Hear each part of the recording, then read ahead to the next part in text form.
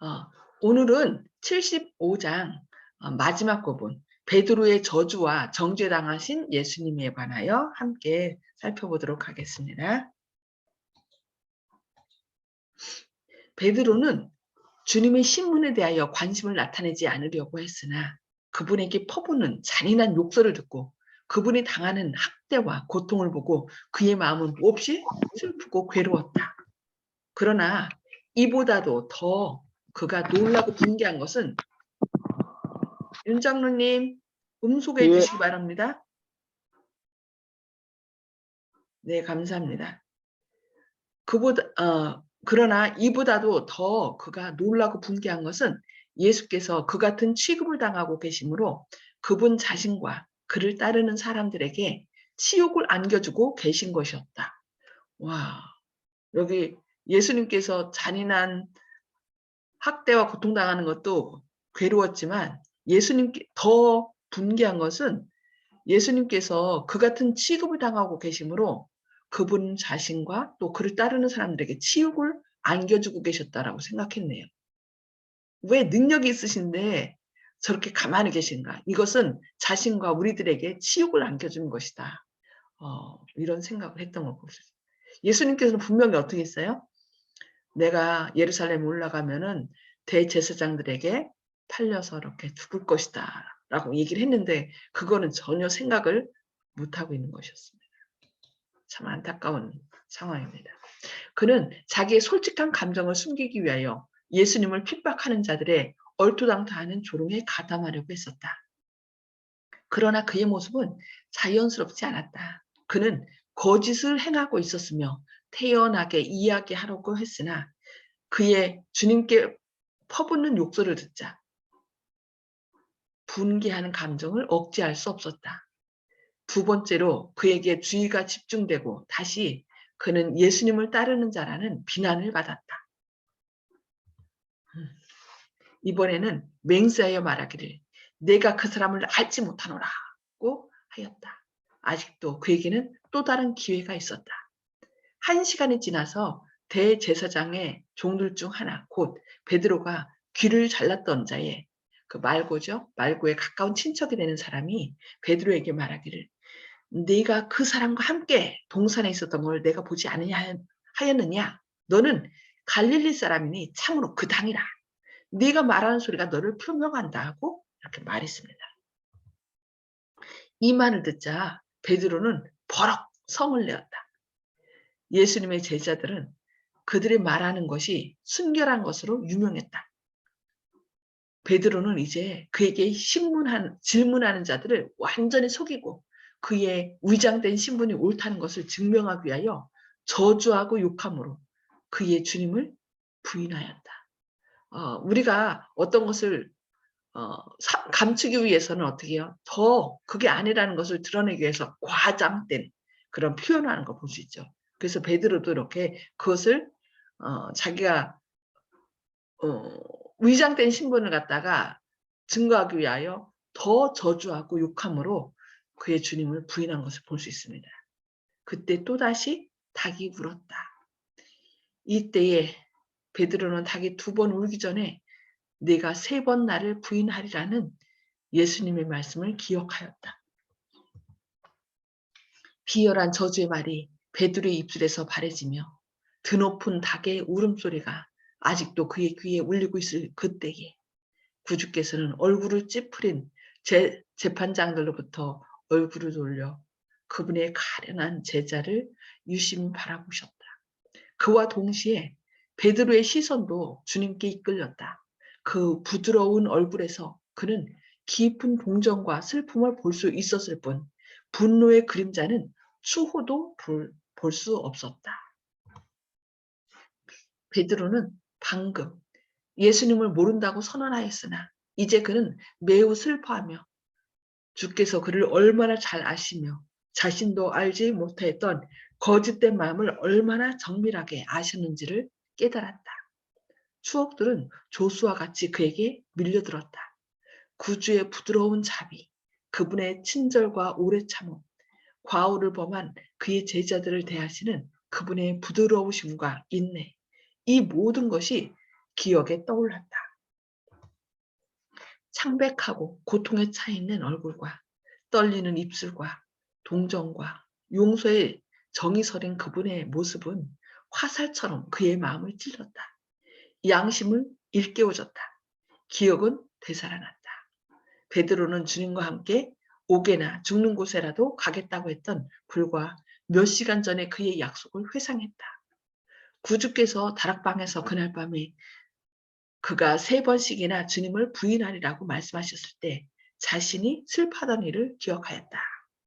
여기 보면은 이제 그 가야바도 성령의 그 역사하심으로 자신의 잘못을 깨달았다고 했습니다. 근데 가야바는 어떻게 했어요? 그 성령의 음성을 거역하고 거절하고 이렇게 강팍하게 더 했던 걸 볼 수 있습니다. 근데 똑같이 베드로도 여기서 잘못했는데 베드로는 어떻게 했어요? 양심은 일깨워졌다. 그때 어떻게 했어요? 자신의 잘못이 기억나면서 이제 그것을 만회하기 위하여 온전히 성령님께 그 마음을 바친 것을 볼 수 있습니다. 그는 시몬아 보라 사단이 밀가부르듯 하려고 너희를 청구하였으나 그러나 내가 너를 위하여 내 믿음이 떨어지지 않기를 기도하였노라고 하신 주의 말씀을 회상하였다. 그는 자신에 대한 심한 혐오감을 가지고 자기가 예수님의 은혜를 저버린 것과 자신의 거짓과 거짓된 맹세에 대하여 반성하였다. 베드로가 한 번 더 주님을 바라보았을 때 그는 한 쾌심한 손이 주님의 얼굴을 치는 것을 보았다. 그 장면을 보고 더 이상 참을 수 없어서 그는 비통한 마음으로 재판정에서 뛰쳐나갔다. 베드로는 홀로 외로이 어두운 곳을 헤치고 나와 나아갔다. 그는 어디로 가는지 알지 못했고 어디로 가든 상관하지 않고 나아갔다. 마침내 그는 자신이 겟세마네 동산에 와 있는 것을 발견했다. 불과 몇 시간 전에 일어났던 광경이 그의 마음에 생생하게 떠올랐다. 피땀에 젖어 고민으로 떨고 계시던 고통스러운 주님의 얼굴이 그의 앞에 떠올랐다. 그는 몹시 양심의 가책을 받아 그 시련의 시간에 그분과 연합했어야 할 자들이 자고 있었던 일과 예수께서 홀로 기도하시면서 눈물을 흘리시고 고민하시던 일을 기억하였다. 그는 시험에 들지 않게 깨어있어 기도하라고 하신 예수님의 엄숙한 명령을 기억하였습니다. 그는 다시 재판정에서 일어난 광경을 회상했다. 그가 구주의 굴욕과 슬픔에 가장 무거운 짐을 더했다는 사실을 알고 그의 애통하는 마음은 몹시 괴로웠다. 예수께서 당신의 아버지께 자기의 영혼의 고통을 토로하시던 바로 그곳에 와서 베드로는 자기의 얼굴을 땅에 대고 죽기를 원했다고 말씀합니다. 베드로가 큰 죄를 지을 길을 마련하고 있던 때가 바로 예수께서 베드로에게 깨어 기도하라고 명하셨는데도 자고 있던 바로 그때였다. 그 결정적인 순간에 잠을 잤으므로 제자들은 모두 큰 손실을 당했다. 여기 보니까 뭐라고 했어요? 베드로가 큰 죄를 지을 길을 마련하고 있던 때가 바로 예수께서 베드로에게 깨어 기도하라고 명하셨는데도 자고 있던 바로 그때였다. 그러니까 예수님은 그 베드로가 자신을 부인할 것을 아시고 네가 나를 3번 부인하리라라고 얘기했어요. 그러면서 뭐라고 했어요? 깨어 기도하라. 그렇게 하지 않도록 깨어 기도하라고 했어요. 근데 깨어 기도하라고 했던 때에 그들이 잤으므로 그들은 어떻게 했어요? 그 죄를 지을 길을 마련하였다라고 말씀하고 있습니다.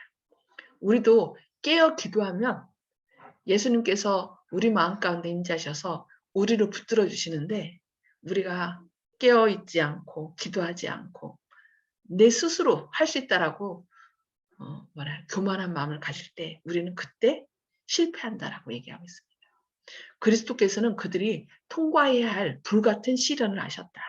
그분은 어떻게 사단이 그들의 감각을 마비시켜서 그들로 시련을 대비하지 못하도록 할 것인지를 아셨다. 사단은 우리 마음 가운데 두려움을 일으키는 방법을 알아요.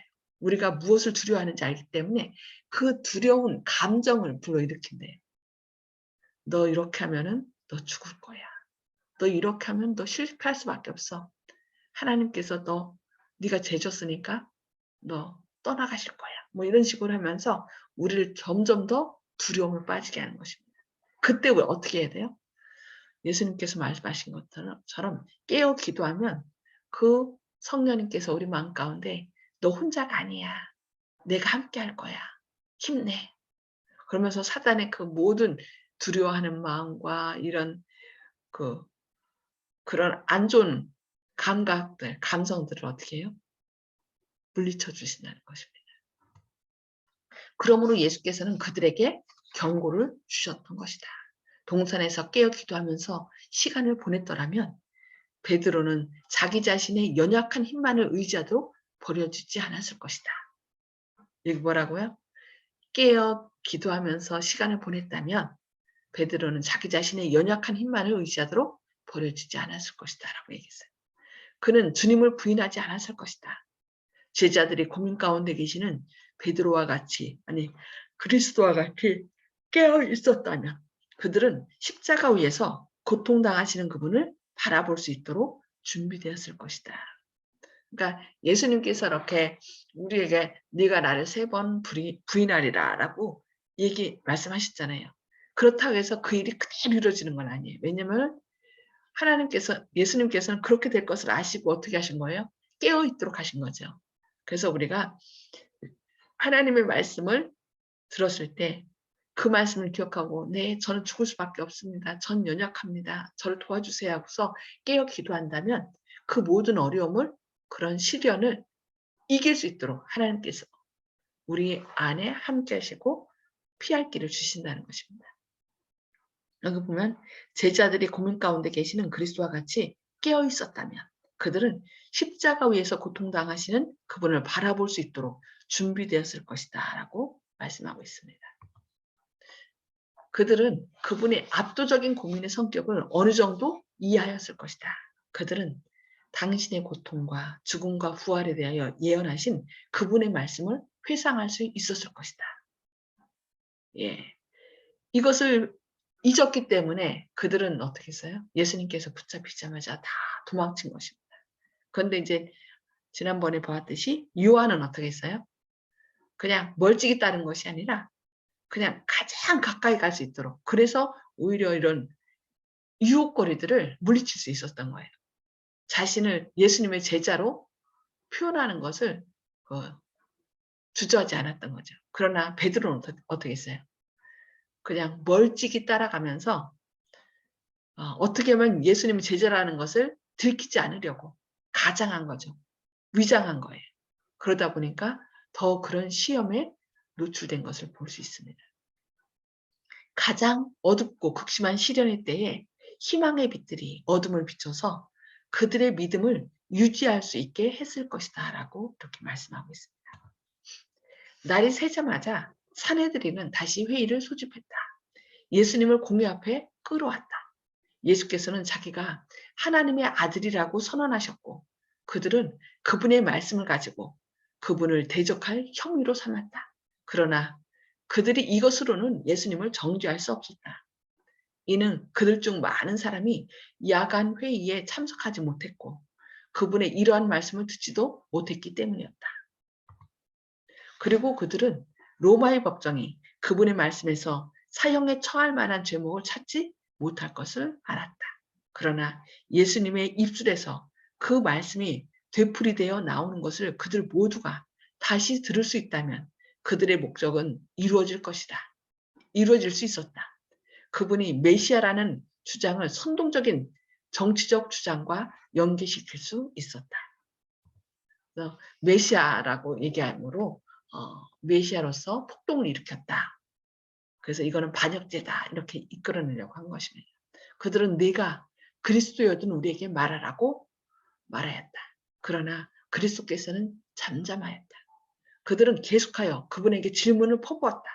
마침내 비통하도록 그분은 내가 말할지라도 너희가 믿지 아니할 것이요 내가 물어도 너희가 대답지 아니할 것이니라 하고 대답하셨다.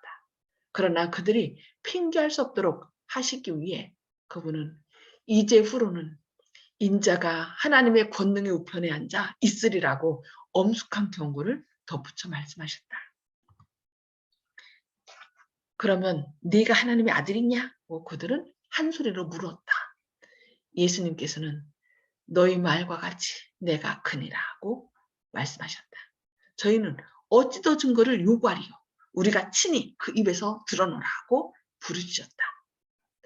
유대의 권력자들로부터 세 번째 선고를 받으셨으므로 예수께서는 죽으실 수밖에 없으셨다. 이 모든 선고에 대해 로마인들의 재가를 받기 위하여 이제 그분을 그들의 손에 넘겨주는 것이 필요하다고 생각했다. 그 다음에 세 번째로 그분을 욕하고 조롱하는 장면이 벌어졌는데 그것은 무식한 폭도들에게 받던 것보다 한층 더 심했다.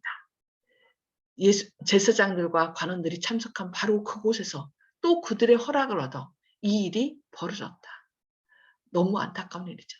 모든 동정심과 인도적인 감정은 그들의 마음에서 사라졌다. 결국 그들 마음 가운데 성령이 역사하심이 어떻게 해요? 완전히 사라진 것입니다. 그래서 그들은 동정심이라든지 인도적인 감정은 그들 마음에서 사라졌어요. 하나님께서는 양심을 통하여 말씀하시는데 성령이 떠난 마음, 양심은 완전히 마비된 것입니다. 화인 맞은 것과 되죠.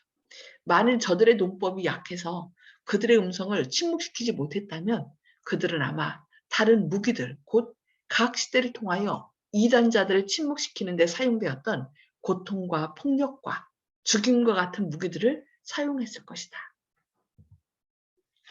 재판관들이 예수님의 유죄를 선고하자 백성들은 악마적인 분노에 사로잡혔다. 그들의 부르짖음은 맹수의 소리와 같았다. 군중들은 예수님에게 달려가서 그는 죄인이다. 그를 죽여라 하고 부르짖었다. 로마의 군병들이 없었던들 예수께서는 갈바리의 십자가에 못 박히실 때까지 살아계시지 못했을 것이다. 너무 안타깝죠. 이 군중들은 그저 제사장들이 예수님이 죄인이라고 참남죄다라고 하면서 얘기하자 어떻게 한 거예요? 뭐 진짜 예수님이 죄인인지 아닌지 물을 것도 없이 그냥 군중 심리에 의해서 너나 할 것 없이 그냥 예수님을 죽여라 죽여라 하면서 이렇게 악마적인 기질로 바뀐 것을 볼 수 있습니다. 너무 안타까운 일이에요. 그래서 여기 보니까 로마의 군병들이 없었던들 예수께서는 갈바리의 십자가에 못 박히실 때까지 살아계시지 못했을 것이다 라고 얘기합니다. 로마 당국이 간여해서 무력으로 폭도들의 폭력을 제지하지 않았더라면 그분은 재판관들 앞에서 갈갈이 찢기셨을 것이다 라고 말합니다. 이방인들은 아무 죄도 찾아낼 수 없는 사람을 야수처럼 취급하는 것을 보고 분개하였다. 오히려 누가요? 로마인들이 그런 거예요. 로마인들이 분개했어요. 로마의 관리들은 예수님에게 유죄를 선고함으로 유대인들이 로마의 권리를 침해했고 더군다나 그 사람의 증언만으로 사형을 선고하는 것은 유대인의 율법을 어기는 것이라고 선언했다.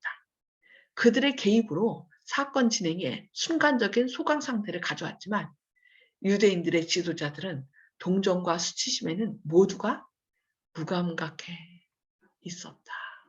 너무 안타까운 일입니다. 하나님의 말씀을 맡아서 하나님의 뜻을 온 세계에 전해야 될 지도자들이 지금 시기심과 질투심 때문에 예수님을 사형에 처하도록 이렇게 이끄는 앞잡이가 된 것을, 사탄의 앞잡이가 된 것을 볼 수 있습니다. 제사장들과 관원들은 그들이 가진 직분의 존귀함을 잊어버리고 추악한 형용어구를 써서 하나님의 아들을 모욕하였다. 그들은 예수님의 가문을 들어 그분을 욕했다. 자신을 메시아라고 선언한 그분의 외랍됨이 그분을 가장 수치스러운 죽음으로 이끌어갔다고 그들은 말했다. 그 목수의 아들이라는 거죠.